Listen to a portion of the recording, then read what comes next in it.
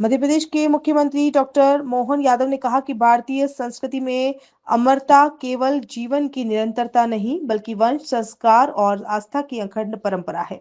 संतान केवल परिवार का विस्तार नहीं बल्कि उस कुल की अमरता का प्रसाद होती है। सनातन संस्कृति हजारों वर्षों से ज्ञान साधना और आध्यात्मिक चेतना की धारा के रूप में समाज को दिशा देती आई है।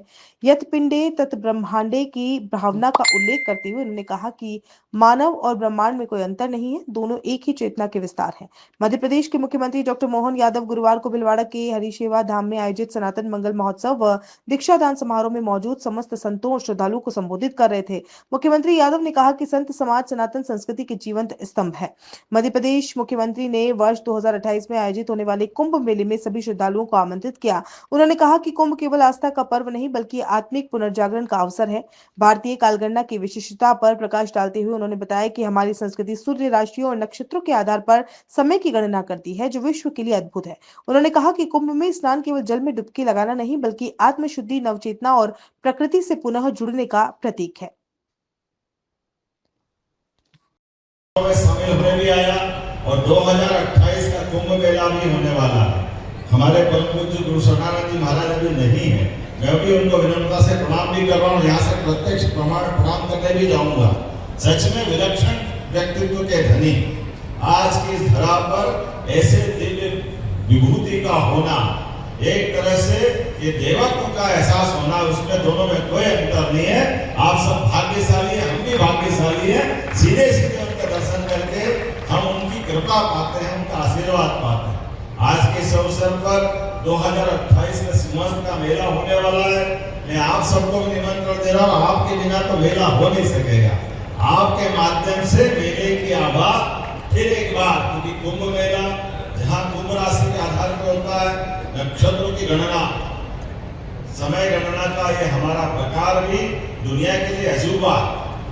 दुनिया के अंदर एक ही प्रकार की घड़ी चलती है, वो घड़ी चलती है ग्रीनविच के माध्यम से। सूर्य की परिक्रमा पृथ्वी करती है, 365 दिन में उनका कैलकुलेशन हो जाता है। लेकिन हमारी संस्कृति में तो कितने प्रकार से गिनती करते हैं। हमारे यहाँ सूर्य से भी गिनती करेंगे, 12 राशियों से भी गिनती करेंगे, 27 नक्षत्र से भी गिनती करेंगे।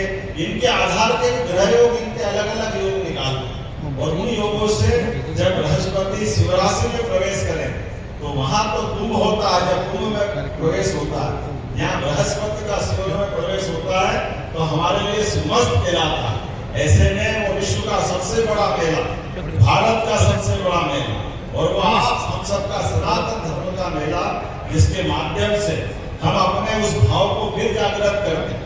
कुंभ में स्नान का मतलब एक डुबकी लगाना नहीं। जैसे हम अपने प्रतिदिन जल के पास जल से स्नान करते स्फूर्ति भी पाते हैं, जल से चेतना भी पाते हैं। वो सच्चे अर्थों में प्रकृति के माध्यम से अगर हम समझे, साइंस के माध्यम से, तो इस सृष्टि के अंदर जीव की उत्पत्ति जल से हुई, इसलिए जल सदैव लालायित करता रहता है।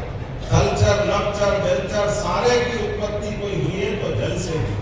और हमारी संस्कृति के माध्यम से हम फिर डुबकी लगाकर पृथ्वी पर जीव की उत्पत्ति से जुड़कर के परमात्मा की कृपा मानते हैं और अपना नया जीवन पाकर परमात्मा हमको इतना यश, कीर्ति, वैभव दे, ताकि दुनिया में हम अपने जीवन को